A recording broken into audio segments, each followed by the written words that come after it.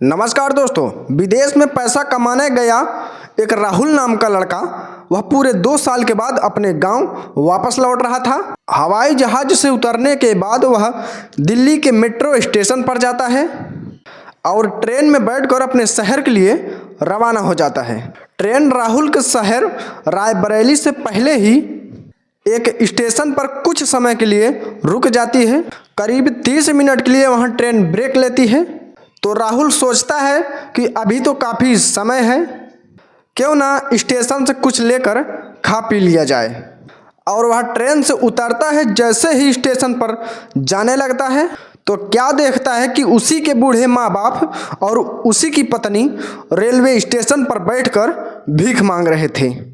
और वह लोग राहुल को देख नहीं पाते हैं और राहुल से कहते हैं कि साहब कुछ खाने को दे दीजिए, 2 दिन से बिना कुछ खाए पिए बैठे हैं।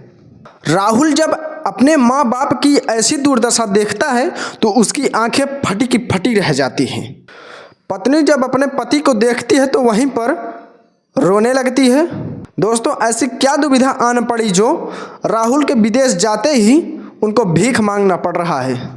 दोस्तों, यह कहानी दिल को तार तार कर देने वाली कहानी है, दिल को छू जाने वाली कहानी है। बस अपना कीमती वक्त, थोड़ा सा वक्त निकाल कर इस कहानी को पूरा ज़रूर सुनिएगा, क्योंकि कहीं ऐसा आपके साथ भविष्य में ना हो जाए। दोस्तों, यह कहानी आप सभी सुनेंगे तो कहेंगे कि ऐसा किसी के साथ नहीं होना चाहिए था। तो नमस्कार दोस्तों, मेरा नाम है आदेश कुमार और आप देख रहे हैं आदेश जी क्राइम टॉक्स। आज आप सभी को ऐसी कहानी के बारे में अवगत कराऊंगा जिसे सुनकर आप भी सोचने पर मजबूर हो जाओगे। दोस्तों, यह सच्ची घटना उत्तर प्रदेश के रायबरेली की है। राहुल एक ठीक ठाक परिवार से था। यह 2 भाई थे, एक राहुल और दूसरा योगेश। दोनों का विवाह भी हो जाता है। लेकिन दोस्तों, राहुल की जो भाभी थी वह थोड़ा तेज तर्रार स्वभाव की थी। योगेश की शादी पहले ही हो जाती है क्योंकि वह घर में बड़ा था। पत्नी घर में आती है जो कि पहले से ही कर्क मिजाज की थी। बड़ी ही रोमांचक कहानी है दोस्तों, बस सुनते जाइए, क्योंकि भाभी के चक्कर में आकर देवर ने सब कुछ भूल जाता है। जब तक कि राहुल की शादी नहीं हुई थी, राहुल को वह अपनी मीठी मीठी बातों से इस कदर प्रभावित करती है कि जो कुछ भी वह उससे कहती वह हर काम करने के लिए राजी हो जाता। दोस्तों, इसी के चलते नतीजा यह होता है कि फिर राहुल का भी विवाह हो जाता है। ओमकार की पत्नी का नाम खुशी था। जैसे उनका नाम था वैसे ही उसका स्वभाव भी था। खुशी बहुत ही गरीब लेकिन नेक परिवार की लड़की थी। अपनी ससुराल आती है लेकिन उसने कभी यह सुख नहीं जाना कि पति होता क्या है। दोस्तों, राहुल जब भी अपने काम से घर वापस आता तो अपनी पत्नी से सीधे मुंह बात नहीं करता था। 8-10 दिन हो जाते थे लेकिन राहुल उससे कोई भी प्यार की बात नहीं करता था। अपनी पत्नी के सुख दुख किसी भी प्रकार से वह बात ना करता। अगर खुशी उससे बात करने या उस पर अपना अधिकार जताने की कोशिश भी करती थी तो उसे धमका देता, उसको फटकार लगा देता, क्योंकि राहुल पहले ही अपनी भाभी के चुंगल में फंसा हुआ था। जैसे ही उसकी भाभी कहती वह वैसे ही काम करता था। वह पत्नी को पीटना, कभी कुछ करना, कभी कुछ करना, क्योंकि भाभी से उसे लगाव था। भाभी के चक्कर में बुरा फंसा था। दोस्तों, जो भाभी को चक्कर में होते हैं वह अपनी बीवी को छोड़ देते हैं। आप भी देखना कहीं आपके घर पास पड़ोस में ऐसा तो नहीं हो रहा है, क्योंकि किसी के भी साथ ऐसा हो सकता है। नतीजा यहाँ तक पहुँच जाता है कि जब राहुल और उसकी भाभी खुशी को ज़्यादा ही परेशान करने लगते हैं, बिना किसी वजह के बात पर उससे झगड़ने लगते हैं, तो खुशी अपने चचेरे भाई को बुलाती है, क्योंकि और कोई घर में था नहीं। माता पिता का पहले ही देहांत हो गया था। चचेरा भाई आता है और उसके साथ अपने मायके में ही चली जाती है। इधर राहुल की भाभी को सिर्फ पैसों से मतलब था। वह ओमकार से कहती थी कि देवर जी, मैंने सुना है विदेश में जाकर लोग सऊदी अरब में खूब पैसा कमाते हैं। आप भी ऐसा करो ना, कुछ समय के लिए विदेश चले जाओ और खूब मन लगाकर मेहनत करना, पैसा कमाना। पैसा ज़्यादा रहेगा तो आप और मैं खूब मज़े करेंगे, खूब मज़े की ज़िंदगी काटेंगे और फिर मुझे भी अपने साथ विदेश ले जाना। अब वह अपनी भाभी की बात को टाल नहीं पाता और वह 1-2 महीने में ही उसे वीज़ा आ जाता है और फिर विदेश चला जाता है। अपने माता पिता को विदेश जाने से पहले अपने बड़े भाई और भाभी की उनकी देखभाल करने, उनके खर्च उठाने की जिम्मेदारी सौंप गया था कि मैं विदेश से पैसा भेजता रहूँगा, आप मम्मी पापा का ध्यान रखना। लेकिन जो भाभी होती है अपने पति योगेश से कहती है कि जब तक राहुल विदेश गया हुआ है उनके वापस आने से पहले बुढ़िया और बूढ़े के नाम जो भी खेती है, प्रॉपर्टी है, सब अपने नाम करवा लेते हैं। यह हमारे लिए अवश्य में काम आएगी। सारी संपत्ति हमारे नाम आ जाएगी तो पैसा ही पैसा होगा।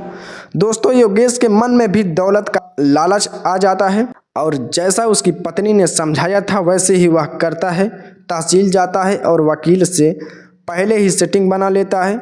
अपने बूढ़े माँ बाप को तहसील ले जाता है यह बोल कर कि सरकारी योजना आई है, आपको बुढ़ापे में पेंशन आएगी। बेचारे बूढ़े माता पिता अपने बेटे की बात में आ जाते हैं और धोखे में अपनी सारी प्रॉपर्टी, सारी खेती की ज़मीनें, सभी चल अचल संपत्ति अपने बड़े बेटे के नाम कर देते हैं। यह करवाने वाली सिर्फ राहुल की भाभी ही होती है, जिसके दौलत का लालच लेकर अपने पति को दिया और सब कुछ अपने नाम होने के बाद वह भोले माँ बाप को घर से बाहर निकाल देते हैं और घर में ताला लगाकर बाहर चले जाते हैं। अब जब भोले माँ बाप के नाम न कुछ रहा न कुछ, तो उनके पास पैसा था न कोई जरिया, बेचारे अपना पेट पालने के लिए गांव से थोड़ी दूर एक रेलवे स्टेशन पर भीख मांगने को मजबूर हो जाते हैं। जो कुछ भी कोई देता था खा लेते थे और ऐसे ही अपने दिन गुजार रहे थे। उधर दोस्तों, राहुल की पत्नी भी खुशी, उसका भी यही हाल था। कुछ समय के लिए तो चचेरा भाई और भाभी अपने साथ रखते हैं, लेकिन फिर उसकी भाभी बात बात पर ताने मारने लगती है। तो खुशी एक दिन गुस्से में आकर विचार करती है कि मुझे अब इस घर में नहीं रहना है, कुछ भी करूँगी, चाहे भीख मांग कर खाना पड़े, लेकिन यहाँ इनके साथ इस घर में रोज रोज के ताने नहीं सुन सकती। अब वह कहीं किसी के घर में थोड़ा बहुत काम करा देती थी, कुछ पैसे मिल जाते थे, लेकिन उसका पेट नहीं भर पाता था। एक दिन ऐसे ही घूमते हुए रेलवे स्टेशन पर पहुंचती है तो क्या देखती है कि उसी के बूढ़े सास और ससुर भीख मांग रहे हैं। उनके पास जाती है और गले लगाकर रोने लगती है। पूछती है, माँ बाबू जी आपकी यह दशा कैसे हो गई? सास ससुर अपनी आप बीती खुशी को बताते हैं कि तुम्हारा पति तो विदेश चला गया था और तुम्हारी जेठानी और जेठ ने हमसे धोखे से सारी ज़मीन जायदाद अपने नाम करा ली और हमें घर से धक्का मारकर बाहर कर दिया। अब हम दोनों दर दर की ठोकरें खाने को मजबूर हैं। खुशी एक नेक दिल की साफ लड़की थी। वह अपने सास ससुर की ऐसी स्थिति में उनके साथ रहती है। भीख मांगने के अलावा उनके पास कोई दूसरा सहारा नहीं था। कभी कभी खुशी ट्रेन में चना दाना वगैरह वगैरह बेच लिया करती थी और ऐसे ही अपने बूढ़े सास ससुर की सेवा में लगी रहती थी। यह लोग एक पन्नी का त्रिपाल बनाकर उसके नीचे फुटपाथ पर ही रात गुजार दिया करते थे। कुछ ही समय ऐसे ही बीतता गया। कुछ समय के बाद लगभग 2 साल बाद ओमकार को अपने घर की याद आने लगती है। वह सोचता है कि चलो अब घर वापस चलते हैं और भैया भाभी का भी फ़ोन नहीं लग रहा है। अब वह घर आता है तो देखता है कि घर में तो ताला लगा हुआ है।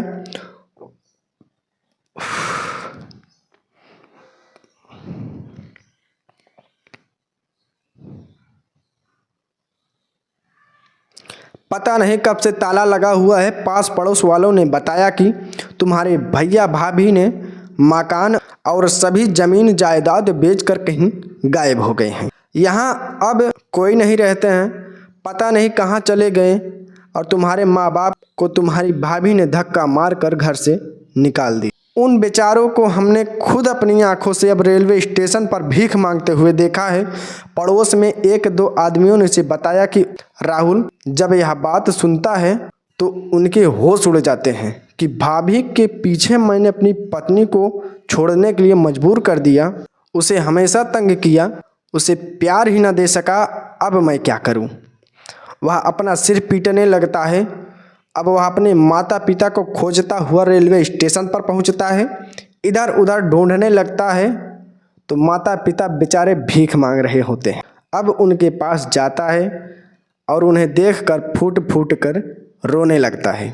इतने में ही उसकी पत्नी खुशी, जो कहीं से पानी लेने गई हुई थी, अपने सास ससुर की सेवा में लगी हुई थी, जैसे ही खुशी ने अपने पति को देखा तो भागकर अपने पति के चरणों से लिपट जाती है।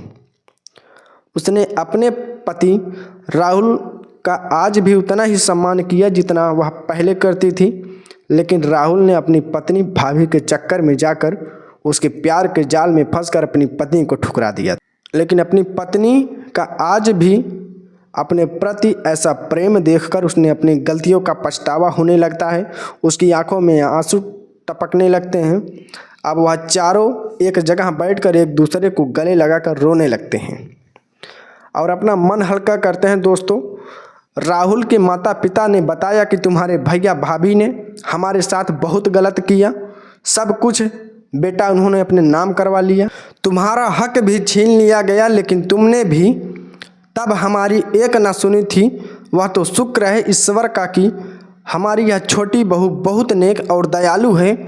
अगर यह हमें ना मिलती तो आज हम कहीं का न रहते और ऐसे ही भूखे फुटपाथ पर मर जाते। तुमने बहू को ठुकरा दिया था, लेकिन बहू आज भी तुम्हें वही इज्जत करती है, वही तुम्हारा मान सम्मान कर रही है। ऐसी बहू कहाँ ढूंढने से भी नहीं मिल सकती। यह सुनकर राहुल रोने लगता है और अपनी पत्नी खुशी से कहता है कि मुझसे जो गलतियां हुई हैं, भूल हुई हैं, उन सब के लिए मैं बहुत शर्मिंदा हूँ, मुझे माफ़ कर दो। मैं तुम्हें समझ ही नहीं पाया। तो खुशी कहती है इसमें आपकी कोई गलती नहीं है, आपको तो भाभी ने ही अपने वश में कर रखा था। अब आपकी आंखें खुल गई हैं तो इससे अच्छा हमारे लिए क्या हो सकता है। राहुल कहता है कि अब तुम्हें यह काम करने की ज़रूरत नहीं है, मेरे साथ यहाँ से चलो, अब मेहनत करेंगे, मजदूरी करेंगे। क्योंकि दोस्तों उसके पास भी पैसा अब नहीं था। जो कुछ पैसा था वह सभी उसने अपनी भाभी के अकाउंट में डाल रखा था। राहुल अपनी पत्नी और माँ बाप को वहाँ से लेकर कहीं दूर दूसरे शहर चला जाता है और एक सब्जी मंडी के छोटा सा कमरा किराए पर लेता है। वहीं मंडी में आलत वाले के पास पल्लेदारी करने लगता है। गाड़ियों में सामान लोडिंग व अनलोडिंग करने का काम करने लगता है। उसी से जो दिन भर में पैसा कमाता अपने घर का खर्चा चला लेता, क्योंकि 4 जनों का खर्चा निकालना अपने आप में ही मजदूर आदमी के लिए बहुत बड़ा चुनौती है। धीरे धीरे ऐसे ही चलता रहा। एक दिन उसकी पत्नी कहती है कि आप मुझे एक सब्जी की दुकान खुलवा दो तो मैं सब्जी बेच लिया करूँगी। आप काम करते रहना, हमें थोड़ा और सहारा हो जाएगा। पैसों का मम्मी पापा घर पर ही रहा करेंगे, बूढ़े हैं बुजुर्ग हैं, यह अब कर भी क्या सकते हैं। इस बात पर राहुल के पिता की सहमति जताते हुए कहते हैं कि बेटा बहू ठीक ही कह रही है, हम भी दुकान पर बैठ जाया करेंगे, धीरे धीरे हमारे ये सब्जी का धंधा चल जाएगा। राहुल मार्केट में अच्छी सी जगह देखकर सब्जी की दुकान डलवा देता है। उधर उसका मंडी में पल्लेदारी करता है और अपनी दुकान के लिए भी मुनासिब दामों में सब्जियां खरीद लाता था। अच्छी बिक्री होती है, पैसा बचने लगता है, धीरे धीरे पैसा इकट्ठा होने लगता है। किराए का मकान इन लोगों ने ले रखा था, मकान मालिक का किराया भी चुकाते हैं और एक छोटा सा 100 वर्ग गज प्लाट भी खरीद लेते हैं। खरीदने के बाद धीरे धीरे कुछ और पैसा जमा करते हैं और खूब मेहनत लगन से कमाते हैं और घर भी बना लेते हैं। मंडी में काफ़ी समय से काम करने से राहुल वहाँ की लेन देन को अच्छे से समझ गया था। वह फिर अपनी खुद की एक आड़ खोलता है, मतलब दुकान खोलता है। उनका बढ़िया रोजगार होने लगता है, इतना अच्छा उनका कारोबार चलता है कि उन्होंने कई प्लॉट खरीदे, जिसकी जितनी प्रॉपर्टी उसके भाई ने हड़प ली थी उसकी 2 गुना वे लोग प्रॉपर्टी खरीद लेते हैं। इधर दोस्तों जो योगेश और उसकी पत्नी प्रॉपर्टी हड़प करके अपने ससुराल चले गए थे। योगेश के ससुराल वालों ने उसकी खूब सेवा की, लेकिन जब पैसा खत्म हो गया तो उन्हें लात मारकर अपने घर से बाहर निकाल दिया, यह कहते हुए कि जो अपने सगे भाई का न हो सका वह हमारा क्या होगा। कहते हैं ना कि दोस्तों, जैसा करोगे वैसा ही भरोगे, और वह हुआ भी वही। उन्हें भी धक्का देकर घर से बाहर निकाल दिया गया। वह दर दर की ठोकरें खाने को मजबूर हो गए। एक एक पैसे के लिए तरस रहे थे। दो दो दिन हो जाते, खाना भी नहीं मिल पाता। पानी पीकर अपनी भूख मिटा रहे थे, जैसे उन्होंने अपने माँ बाप के साथ किया, अपनी छोटी बहू के साथ किया। आज वही दिन उन्हें देखने पड़ रहे हैं। लेकिन एक दिन अचानक भटकते हुए वह किसी तरह से उस सब्जी मंडी में आ जाते हैं। जैसे ही योगेश और उसकी पत्नी राहुल की दुकान पर बैठते हुए देखते हैं, कई लोग उनके नीचे काम कर रहे होते हैं। यह नज़ारा उनकी आंखें फटी की फटी रह जाती है। फिर वह दोनों राहुल के पास जाते हैं। मम्मी पापा भी वहीं बैठे हुए थे। योगेश की पत्नी जैसे ही अपनी सास और ससुर के चरणों में आशीर्वाद के लिए झुकती है तो राहुल रोकते हुए कहता है कि भाभी दूर ही रहना, माँ बाबूजी को हाथ भी मत लगा देना। क्या किया तुमने इनके साथ? आप लोगों ने सिर्फ पैसों के चक्कर में इन्हें घर से बेघर कर दिया था। तुम ही ने मुझे मेरी लक्ष्मी जैसी पत्नी से मुझे दूर करवाया था। तुमने मेरी ज़मीन जायदाद हड़प ली थी। अब क्या करने के लिए आए हो? यहाँ जहाँ मर्जी चाहे चले जाइए, हमसे आप लोगों का कोई रिश्ता नहीं है। लेकिन उनकी खराब परिस्थिति को देखते हुए उनके सास ससुर कहते हैं कि बेटा, राहुल की गलती हुई है, पहले तुमसे भी हुई थी, इससे भी हो गई है। आखिर जो भी है यह है तो तुम्हारा भाई ही ना, हो गया होगा, इसे माफ़ कर दो। इस पर राहुल की पत्नी खुशी से कहती है कि माँ बाबूजी सही कह रहे हैं, यह जैसे भी हैं आपके परिवार का हिस्सा ही हैं। अगर भैया भाभी कहीं और भी काम करने के लिए जाएंगे तो हमारी ही इज्जत मिट्टी में मिल जाएगी। आप इन्हें भी कोई छोटा मोटा काम धंधा शुरू करवा दीजिए। हमारे साथ जो भी इन्होंने किया आज उसका फल यह भुगत चुके। आखिर यह है तो मेरी जेठानी ही आज भी मेरे लिए पूजनी है। राहुल का गुस्सा भी अब शांत हो जाता है। उसको भी समझ आ जाता है कि जो भी है अब दोबारा नहीं होगा। जो भी हुआ है अब वह लौट भी नहीं सकता है। अपना पैसा लगाकर अपने बड़े भाई का काम भी शुरू करवा देता है। दोस्तों, दोनों भाई अपने अपने काम को अच्छे से संभाल लेते हैं और अपने परिवार के साथ बड़े ही प्यार मोहब्बत से रहने लगते हैं। दोस्तों, यह कहानी आपको कैसी लगी? हमारी कहानी पारिवारिक होती है। अगर कहानी आपको ज़रा भी पसंद आई हो तो हमारे चैनल को सब्सक्राइब कर लीजिए। आप लोग खुशी और राहुल के बारे में क्या विचार रखते हैं हमें कमेंट में ज़रूर बताएं। मिलते हैं एक और नई कहानी के साथ, तब तक के लिए जय हिंद, जय भारत। दोस्तों, यह कहानी सुनाकर मेरा उद्देश्य किसी के भावनाओं को ठेस पहुंचाना नहीं है, बस आप लोगों को सतर्क करना, सावधान करना है। अगर कहानी अच्छी लगी हो, ऐसी ही कहानी देखना चाहते हो तो हमारे चैनल को लाइक, सब्सक्राइब, शेयर जरूर कर दीजिएगा। तो मिलते हैं फिर से एक नई और अमेजिंग वीडियो में, तब तक के लिए जय हिंद।